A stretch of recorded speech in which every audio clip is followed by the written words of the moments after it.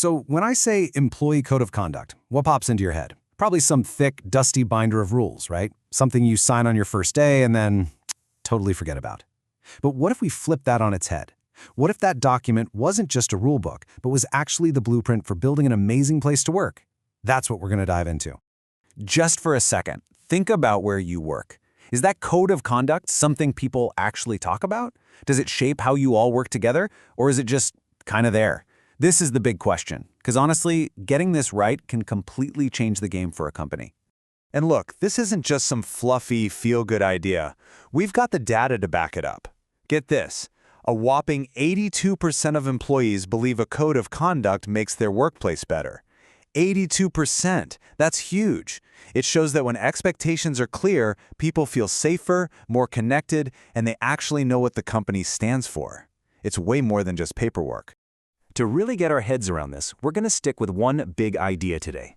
Think of your code of conduct as the architectural blueprint for your company's culture.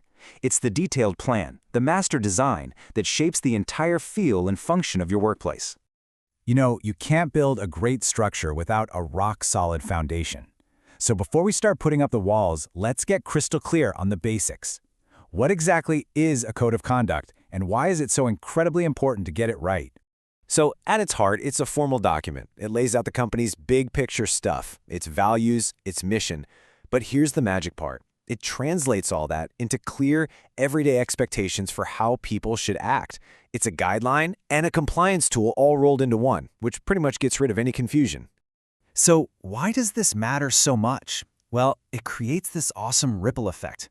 It all starts with transparency. Everyone knows the rules of the game. That, in turn, sets a clear bar for what good performance looks like. And that, of course, reinforces the exact culture you're trying to build. From there, you get a stronger brand, and this is critical. It protects both the people and the company itself. All right, so if this thing is our blueprint, what are the essential parts? You know, the support beams and the pillars that hold the whole structure up. Let's take a look inside a really well-made code to see what those core components are. A really good code of conduct has a pretty clear anatomy. You always start with the company's heart and soul, its mission and values. From there, you build out the practical stuff, like policies on safety and respect. Then you define how to use company property, what professionalism actually looks like day to day. And, super important, you make it clear what happens when the rules are broken. See how each part builds on the last? Okay, we've talked about the what and the why. Now for my favorite part, the how. This is where we get our hands dirty and figure out how to actually build one of these things. And trust me, it's not as scary as it sounds. First things first, and this is absolutely non-negotiable. This is not a solo mission for HR. No way. For a code of conduct to actually mean something, it has to be a team project. You need input from leaders, from managers, and definitely from the employees who are going to live by it every single day. And here's your 5-step guide to building it. Number 1, always start with your people. Write it for them. 2, be real with yourselves and look at past issues to learn from them. 3, use simple, direct language. This isn't a legal document for lawyers. It's a guide for your team. 4, share a draft and actually listen to feedback. And finally, number 5, put the finished product somewhere everyone can easily find it. Okay, our blueprint is almost complete, but there's one final inspection we need to do. It's about understanding a really subtle but super important difference. The difference between a code of conduct and a code of ethics. This is what takes it to the next level.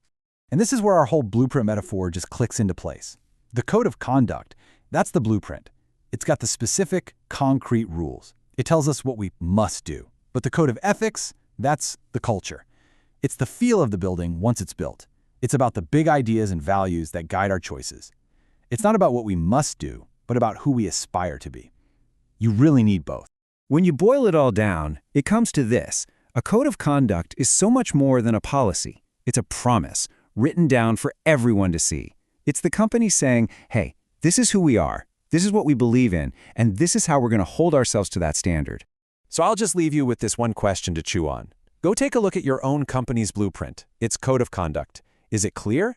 Is it something to be proud of? What does that document really say about the culture you're all building together every single day?